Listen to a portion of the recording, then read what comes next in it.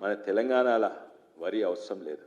మనం తినే వరి వెనకట మాజీ ముఖ్యమంత్రి ఏదో చెప్పిండు, లెక్కలేందంటే 1 కోటి టన్నులు మనం తింటామంట.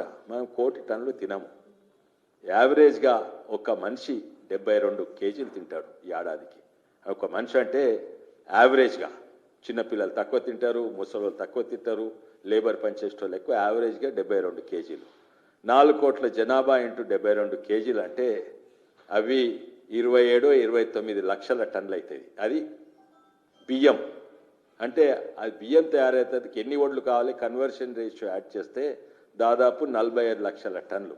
మనం తినే వరి 45 లక్షల టన్నులు తింటే మనం పండించే వరి 2,80,000 టన్నులు పండిస్తాం. ఎవరికి అవసరం ఇది?